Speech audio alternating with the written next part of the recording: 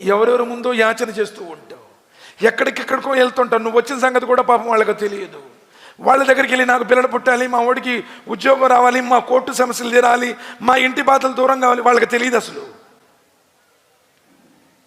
సోదరులరా, అడిగితే ఇస్తాను అంటున్నాడు. ఎందుకంటే నీ కంట రక్తనాళం కంటే ఆయన దగ్గర ఉన్నాడు. వైద్యశాలక ఇబాది అన్ని ఫైన్ని కరీబ్, అత్యంత సమీపంలో ఉన్నాను అన్నాడు. మిన్ ఆపిల్ వరీద్, నీ కంట రక్తనాళం కంటే కూడా దగ్గరున్నాడు. నువ్వు అడుగు ఇస్తాను అన్నాడు. మూసా అలైహిస్సలాం అడిగాడు, అల్లా కనపడల్లా, నమ్మట్లేదు వీళ్ళు అన్నాడు. లెంతరాని మూసా చూడలేవయ్యా అన్నాడు. లేదల్లా ఒక్కసారి కనపడు, భూమండలంలో నీ ఆరాధన విస్తృతంగా జరుగుతుందల్లా. సరే మూసా, నా కాంతిలో ఓ పరమాణు భాగాన్ని ఆ తూరు పర్వతం మీద వేస్తాను, అది నిలవగలిగితే మీరు నన్ను చూడగలుగుతాడు అన్నాడు. ఎప్పుడైతే అల్లాహ్ సుబ్హానహు వ తఆలా తన నూరులోంచి ఒక పరమాణువు, అణువు కాదు, ఇసుక రేణువు కాదు, ఇసుక రేణువులో ఏ కోటో భాగం పరమాణువు అంటే, ఆ పరమాణు భాగాన్ని ఆ పర్వతం మీనేస్తే భస్మీపటలమైపోయి దుమ్ము ధూళైపోతుంది. ఆ పిడుగుపాటికే మొత్తం చచ్చిపోయారు వీళ్ళు. మూసా అలైహిస్సలాం కొన ఊపుతూ ఉండి, అల్లా అల్లా వీళ్ళు చచ్చిపోతే మళ్ళీ అక్కడ నన్ను బ్రతకనివ్వరు, అల్లా వీళ్ళని బ్రతికించు అంటే చచ్చిపోయిన వారందరినీ తిరిగి బ్రతికించాడు. సుబ్హానల్లాహ్, ఎందరినో బ్రతికించాడు అల్లా సుబ్హానహు వ తఆలా. చచ్చిపోయి చాలా మందిని లేపాడు. ఉజైర్ అలైహిస్సలాం 100 సంవత్సరాలు చచ్చిపోయారు. ఎలా లేపుతావా అన్నాడు. ఫమాతహుల్లా, నువ్వు చచ్చిపో అన్నాడు. 100 సంవత్సరాల తర్వాత మళ్ళీ లేపాడు ఆయన్ని. ఆయన చచ్చిపోని వాడు, చావునే తీసేవాడు.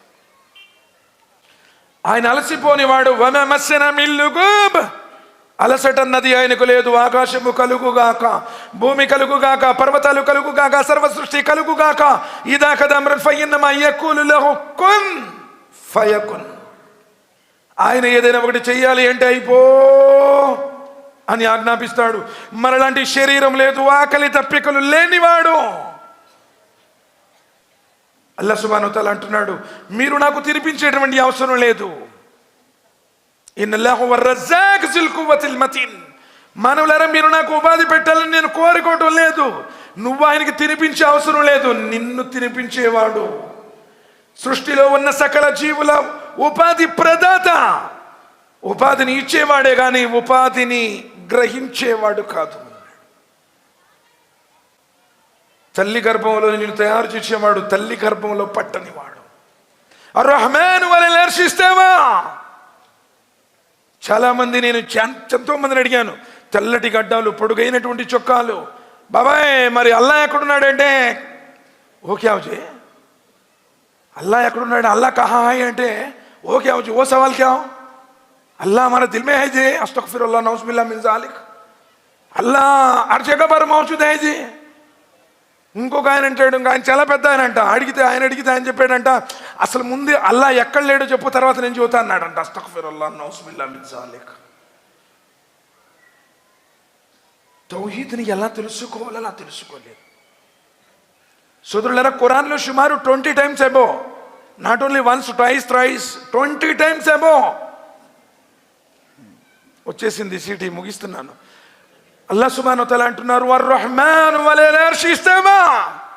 సర్వోన్నతుడైనటువంటి అల్లా నిన్ను పుట్టించినవాడు, లోకాన్ని సృష్టించినవాడు, సప్తాకాశాల సృష్టి సామ్రాజ్య పీఠంపై ఆసీనుడై ఉన్నాడు. ఒకవేళ ముహమ్మద్ సల్లల్లాహు అలైహి వసల్లం వారు కనుక హర్ జగహ పర్ మౌజూద్ ఉంటే మేరాజ్కు వెళ్లాల్సినటువంటి అవసరం ఏంటి? సప్తాకాశాలను దాటాల్సినటువంటి అవసరం ఏంటి? సిద్రతుల్ ముంతహా దగ్గర జిబ్రాయిల్ కూడా ఆగిపోయాడు. ఇక్కడి నుంచి నేను కూడా రాలేను, అడిగేస్తే కాలి బూడిదైపోతాను. మరి 7 ఆకాశాలను దాటి బురాక్ వచ్చింది, జిబ్రాయిల్ వచ్చారు, అక్కడికి వెళ్ళారు. మరి ఇక్కడే ఉంటే ప్రవక్త గారు మీరు 5 పూట్ల నమాజ్ చదువుకోండి నేను ఇక్కడే చెప్పేసేవాళ్ళు కదా, అక్కడికి ఎందుకు వెళ్ళారు? ఆలోచించండి. పండితులు కూడా ధర్మ బోధనను దాచిపెట్టేశారు. ధర్మంలో ఉన్నటువంటి లోతైనటువంటి భావనను చెప్పడం లేదు. అల్హమ్దులిల్లాహ్ ఈరోజు సలఫ్ విద్వాంసు సోదరులారా, ఎవరో చెప్పారు, వాళ్ళు చెప్పారు, లేకపోతే చాలామంది ఈరోజు గూగుల్లో చూసేసి, యూట్యూబ్లో చూసేసి అందరూ కూడా చెప్పేస్తున్నారు. పండితుల వద్ద, సలఫ్ విద్వాంసుల దగ్గర జ్ఞానాన్ని అర్జించండి. అలవలమ వరసతుల్ అంబియా, పండితులు ప్రవక్తల యొక్క వారసులు.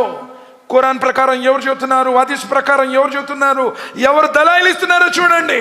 అంతేగాని చాలా మంది వాళ్ళు ఉన్నారండి, మేము ఎప్పటి నుంచో చేసుకుంటున్నామండి, చెల్లుబాటు కాదు. సోదరులారా, చాలా విషయాలు వాస్తవంగా చెప్దాం అనుకున్నాను, కానీ సమయం కూడా అయిపోయింది. ఎందుకంటే చాలా పెద్ద పండితులు ఉన్నారు, మనం జీరో, చాలా అల్పులము, చాలా చిన్నవాళ్ళం. అలాంటి మహనీయుల యొక్క జ్ఞానాన్ని వాటి దగ్గర నుంచి నేర్చుకోండి, వినండి, ఆచరించండి. క్షణభంగురమైన జీవితం సార్. ఎవ్వడు కూడా లోకంలో శాశ్వతం కాదు.